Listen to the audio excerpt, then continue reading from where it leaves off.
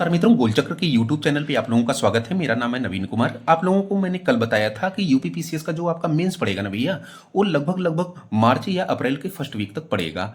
ज़्यादातर बच्चे, आपको पता है कि history, polity, geography, economy, environment जैसे टॉपिक पर ज़्यादा फोकस करते हैं, लेकिन उससे कहीं ज़्यादा नंबर गेन करने वाला जो टॉपिक है, इथिक्स है, GS 5 है, GS 6 है, मतलब यूपी स्पेशल, या फिर निबंध है, या फिर हिंदी है, वहां पर ज़्यादा लोग फोकस नहीं करते हैं। तो ये जो हमने इथिक्स का पूरा सिलेबस कंप्लीट किया है, पूरा इसको नोट्स हमने ज़बरदस्त हार्डवर्क करके बनाया हुआ है। कोई इसमें शॉर्टकट तरीका नहीं अपनाया गया है। पूरा जो 8 वॉल्यूम है जो है इथिक्स का, उसको सारा हमने नोट्स के माध्यम से कंप्लीट किया हुआ है। ड्राफ्टिंग और एक ट्रेंड एनालिसिस, बेहतर ट्रेंड एनालिसिस के माध्यम से जो है इस नोट्स को बनाया गया है। तो एक एक टॉपिक करके हम पूरा बाय डिटेल इसको डिस्कस करेंगे। तो आते हैं, आपका पहले हम सिलेबस निर्धारित करते हैं कि सिलेबस बताते हैं कि क्या क्या जो है इथिक्स वाले पेपर में है, GS 4 वाले पेपर में है। तो खैर, इथिक्स जो पूछा जाता है वो यूपीपीसीएस में भी पूछा जाता है। खैर, यहाँ पे 200 मार्क का आपको मिलेगा, लेकिन यूपीएससी में जब आप जाएंगे तो यहाँ पर आपको 250 मार्क का मिलेगा। ठीक है ना भैया। खैर, सिलेबस लगभग लगभग सेम है। यहाँ पर होता क्या है कि यूपीपीसीएस में आपको जो क्वेश्चन का लेवल मिलेगा थोड़ा सा कम मिलेगा, मतलब कि हार्डनेस यहाँ पे कम रहेगी। यहाँ पर थोड़ा सा आसान पेपर रहेगा, लेकिन यूपीएससी का जब आप पेपर देंगे तो वहां पर थोड़ा सा पेपर टफ हो जाता है। खैर, चीजें वही रहती हैं, लेकिन पूछने का जो तरीका है, नजरिया है, वो थोड़ा सा चेंज हो जाता है एग्जामिनर का। खैर, यहां पर जो सिलेबस है वो इसमें 8 जो है वैल्यूम है। कौन कौन से हैं? तो नीति शास्त्र एवं मानवीय अंतर संबंध, ये आपका पहला टॉपिक है। ठीक है भैया।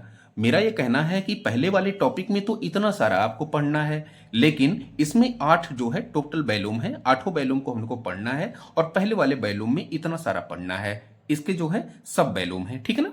तो खैर, पहला वाला जो है वो नीति शास्त्र एवं मानवीय अंतर संबंध है। दूसरा वाला अभिवृत्ति है, जिसे एटीट्यूड कहते हैं। तीसरा वाला है कि सिविल सेवाओं के लिए अभिरुचि एवं आधारभूत मूल्य। चौथा वाला है भावनात्मक बुद्धिमत्ता, जिसे इमोशनल इंटेलिजेंस कहते हैं। और पांचवा वाला है भारत एवं विश्व के नैतिक विचारक। छठा वाला है लोक या सिविल सेवा मूल्य तथा और लोक प्रशासन में नैतिकता। सातवां वाला है आपका जो है शासन में नैतिकता। और आठवां वाला एक टॉपिक रहता है केस स्टडी का टॉपिक। ठीक है ना भैया। तो खैर, ये 8 टॉपिक हम पूरा बाय डिटेल डिस्कस करने वाले हैं। कोई भी टॉपिक आपका छूटेगा नहीं। मैं क्वेश्चन दिखाऊंगा, क्वेश्चन की भी ड्राफ्टिंग करूंगा कि कैसे लिखा जाता है, सारा चीज हम लेकर चलेंगे। खैर, जो आपका पहला वाला था कि नीति शास्त्र एवं मानवीय अंतर संबंध, इसमें क्या क्या आपको पढ़ना है, तो इसमें इतने सारे टॉपिक भैया आपको पढ़ने हैं। क्या क्या है कि नीति शास्त्र क्या होता है, मानवीय जीवन में इसकी भूमिका क्या है नीति शास्त्र की, और नीति शास्त्र की आवश्यकता क्या है, नीति शास्त्र का समाज पर प्रभाव क्या है, नीति शास्त्र के स्रोत क्या है, नीति शास्त्र के निर्धारक तत्व क्या है, नीति शास्त्र एवं नैतिकता क्या होती है, व्यक्तिक नैतिकता, सार्वजनिक नैतिकता और राजनीतिक नैतिकता क्या होती है, संवैधानिक नैतिकता क्या होती है, पर्यावरणीय नैतिकता क्या होती है, नैतिकता और मूल्य क्या होता है, इसमें क्या क्या कुछ डिफरेंसेस हो सकते हैं, एक क्वेश्चन पूछा गया है। मूल्य क्या होता है, बार बार देखिए, कल ही मैंने एक डिस्कस किया था कि मूल्य क्या होते हैं और मूल्य के केंद्रीय तत्व क्या होते हैं, उसको जो है आपको परिभाषित करना था। मूल्य के निर्धारक तत्व क्या होते हैं, यहां से भी क्वेश्चन आए हैं। मूल्य के केंद्रीय तत्व देखिए हमने टॉपिक डाला हुआ है। बाकी मूल्य के प्रकार क्या होते हैं, तो इतना सारा जो है आपको फर्स्ट वॉल्यूम से पढ़ना ही पड़ेगा। सारे को हम बाय डिटेल से एग्जाम्पल के माध्यम से, ट्रेंड एनालिसिस के माध्यम से देखने की कोशिश करेंगे। तो आते हैं, शुरू करते हैं नीति शास्त्र। सवाल है कि नीति शास्त्र क्या होता है। अच्छा, एक नीति शास्त्र होता है, दूसरी नैतिकता होती है। नीति शास्त्र की जो इंग्लिश आपकी होती है वो इथिक्स होती है, और नैतिकता की जो इंग्लिश होती है वो मोरल होती है। खैर, दोनों के बीच हम लोग डिफरेंस देखेंगे। ये वाला टॉपिक भी शायद क्वेश्चन पूछा गया है। खैर, पहले आते हैं नीति शास्त्र पे, इथिक्स पे। तो क्या मतलब कि इसकी उत्पत्ति कैसे हुई, तो ग्रीक शब्द है एथोस, इसी से इसकी उत्पत्ति मानी जाती है। अच्छा, एथोस जिसका अर्थ होता है चरित्र, आदत, रीति रिवाज और व्यवहार का तरीका इत्यादि, ये इसका अर्थ होता है। ठीक है भैया। तो सवाल है कि इसकी परिभाषा कैसे हम लिखेंगे, क्योंकि देखिए यहां से क्वेश्चन आया है नीति शास्त्र को लेकर के। तो नीति शास्त्र की जो परिभाषा है, जो व्याख्या है, जो इसका जो है अर्थ है, वो आपको बिल्कुल एकदम दिमाग में रटा होना चाहिए।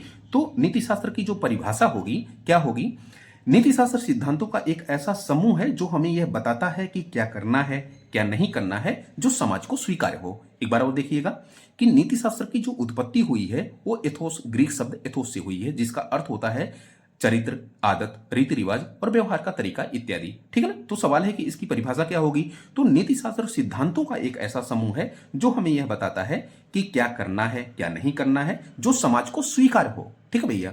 ये ध्यान में रखना है कि जो नीति शास्त्र कोई जो है ऑब्जेक्टिव यूनिवर्सल कॉन्सेप्ट नहीं है। यहां समझिएगा, एक शब्द है ऑब्जेक्टिव यूनिवर्सल कॉन्सेप्ट। ऑब्जेक्टिव मतलब होता है कि जो सारे लोगों को स्वीकार हो, और एक सब्जेक्टिव होता है कि जो हर व्यक्ति पे जिनकी अलग अलग राय हो, ठीक है ना। सब्जेक्टिव होता है हर व्यक्तियों की अलग अलग अपनी राय होती है, हर व्यक्तियों के अपने अपने मूल्य होते हैं। लेकिन जो ऑब्जेक्टिव होता है इसको जो है अमूमन सारे लोगों के द्वारा स्वीकार किया जाता है। लेकिन जो नैतिकता नीति शास्त्र होता है ये जरूरी नहीं कि ऑब्जेक्टिव यूनिवर्सल कॉन्सेप्ट हो। मतलब कि जैसे कि अभी हम एग्जाम्पल दिए हैं यहाँ पे कि क्योंकि ये समय स्थान और परिस्थिति के अनुसार बदलती रहती है। क्या ये नीति शास्त्र जो होती है कोई यूनिवर्सल कॉन्सेप्ट नहीं है, ऑब्जेक्टिव यूनिवर्सल कॉन्सेप्ट नहीं है, क्योंकि यह समय स्थान और परिस्थिति के अनुसार चेंज होती रहती है। जैसे अगर हम उदाहरण के रूप में लें कि पशु हत्या आपको जैनिज्म समाज में या जैनिज्म जो सोसाइटी है वहां पर आपको प्रतिबंधित मिलेगी, लेकिन जो मुस्लिम समाज है, मुस्लिम सोसाइटी, वहां पर आपको अलाउ करती हुई मिलेगी पशु हत्या, ठीक है ना। तो यहाँ पे चेंज हो रही है ना, यहाँ पे देखिए आपका जो है चेंज हो रही है, समाज के अनुसार यहाँ पे बदलती जा रही है। फिर जैसे सती प्रथा था, सती प्रथा में हम लोग पढ़े हैं कि एशियंट हिस्ट्री, मेडावल हिस्ट्री, एरंड अभिलेख तमाम पढ़े हैं ना, कि बाद में जो है राजा राम मोहन राय के द्वारा जो है प्रयासों से इसको लॉर्ड विलियम बेंटिंग के जो है शासनकाल में समाप्त किया गया। तो सती प्रथा किसी टाइम पे मतलब कि प्राचीन और मध्यकाल में तो अलाउ थी, समाज इसको मान्यता देता था। लेकिन जो आधुनिक काल है ना तो संविधान ना तो अपना कानून इसको मान्यता देता है। तो ये समय काल परिस्थिति के हिसाब से जो है नैतिकता या नीति शास्त्र चेंज होता रहता है। नेक्स्ट आपका जो है नीति शास्त्र से संबंधित टॉपिक है कि नीति शास्त्र की मानवीय जीवन में भूमिका, किस प्रकार की मानव जीवन में ये भूमिका को अदा करता है उसको हम जो ड्राफ्टिंग के माध्यम से देखेंगे। ध्यान में रहिएगा कि जितना आप जो है ड्राफ्ट करते हैं किसी आंसर में, जो है लोक सेवा आयोग के जो है आंसर में, तो उतना ही आपका जो आंसर होगा वो इफेक्टिव होगा और देखने में आकर्षक लगेगा, तो नो डाउट आपको नंबर दिया जाएगा। खैर, अगर हम नीति शास्त्र की मानवीय जीवन में भूमिका देखें तो क्या क्या ये करती है। पहला कि निर्णय लेने में आपको सहूलियत प्रदान करेगी, ठीक है भैया। दूसरा अंतर्वैयक्तिक संबंध, जो आपका जो अंतर्वैयक्तिक संबंध, जैसे आप एक दूसरे से बात करते हैं तो वहां पर जो अंतर्वैयक्तिक संबंध होगा वो आपका बेहतर होगा। जवाबदेहिता मतलब कि आपको जो है जवाबदेह, रिस्पॉन्सिबल बनाती है, उत्तरदायित्व तो आपकी सुनिश्चित करवाती है। भातृत्व भावना का आपके अंदर विकास करती है, साख एवं विश्वसनीयता की वृद्धि आप में करती है। जैसे मतलब कि ना कि हर व्यक्ति की समाज में देखते हैं तो कोई ना कोई मूल्य के कारण, उसकी नैतिकता के कारण वो व्यक्ति जो है जाना जाता है, परोपकार के कारण, दया के कारण, करुणा के कारण, ठीक है ना, या ईमानदारी के कारण या सहिष्णुता के कारण, तमाम चीजों के कारण वो व्यक्ति जाना जाता है, जिसके कारण उसकी साख अथवा विश्वसनीयता में वृद्धि होती है। फिर वो व्यक्ति उपलब्धि हासिल भी कर सकता है, समाज में कोई उसका कार्य हुआ तो आसानी से हो जाता है। या फिर आप देखते हैं कभी कभी वो पंचायती स्तर का चुनाव लड़ते हैं या किसी प्रकार का चुनाव लड़ते हैं तो उनको वो उपलब्धि हासिल भी होती है, समाज में एक प्रतिष्ठा भी उनकी बनी रहती है। सकारात्मक उनका दृष्टिकोण होता है, करुणा और परोपकार के जो है गुण उसमें जो है पनपते हैं, खुशी उनमें जो देखेंगे तो आप जो है नीति शास्त्र अगर जिन व्यक्तियों में होगा, जिन व्यक्तियों में नैतिकता होगी उन व्यक्तियों में जो है खुशी का माहौल होता है। समानता वो स्थापित करने में जो है व्यक्ति में जो है या मानव में समानता स्थापित करने में ये बल देता है, और व्यक्तियों में जो है सत्यनिष्ठा का जो है गुण उत्पन्न करने में भी महत्वपूर्ण भूमिका निभाती है ये नीति शास्त्र। तो ये सारी चीजें जो है नीति शास्त्र की जो है मानवीय जीवन में भूमिका क्या है, तो ये हमने जो है ड्राफ्टिंग के माध्यम से क्लियर किया। बाकी नीति शास्त्र का समाज पर प्रभाव क्या पड़ता है तो इसको जरा समझते हैं। इसको भी ड्राफ्टिंग के माध्यम से ही समझेंगे कि क्या क्या प्रभाव पड़ेगा। पहला कि जो समाज होगा उस पर नीति शास्त्र का क्या प्रभाव पड़ेगा, कि समाज जो होगा वह शांति एवं सामंजस्यपूर्ण समाज होगा। ध्यान में रखिएगा कि मतलब कि वहां पर हिंसक माहौल नहीं होगा, वहां पर असहिष्णुता नहीं होगी, लोग मिल बांट करके अपना खाएंगे पिएंगे ऐश करेंगे, ठीक है ना। खैर, शांति एवं सामंजस्यपूर्ण समाज। फिर सुशासन पूर्ण समाज होगा, न्यायपूर्ण समाज होगा। मतलब कि ऐसा नहीं कि जो है किसी समाज में जो है हिंदू धर्म और मुस्लिम धर्म और जैनिज्म और बौद्धिज्म चार लोग रहते हैं तो फिर उसमें जो है असमानता दिखाई देगी या मतलब कि अन्याय दिखाई देगा, नहीं, वहां पर न्याय स्थापित होगा जहां पर नीति शास्त्र होगा। फिर समावेशता दिखाई पड़ेगी, मतलब कि जो है यहाँ पर बुजुर्ग भी, महिला भी, पुरुष भी और अदर लैंगिक जेंडर के भी लोग, मतलब कि समावेशता आपको दिखाई पड़ेगी। आस्था, कुल मिला जुला करके एक आस्था भी डेवलप होती है समाज में नीति शास्त्र के कारण। पर्यावरणीय नैतिकता, मतलब कि एक धारणीय विकास आप पढ़ते हैं कि मतलब आप संसाधनों का इस प्रकार प्रयोग करें कि आने वाली पीढ़ी पर उसका दुष्प्रभाव ना पड़े।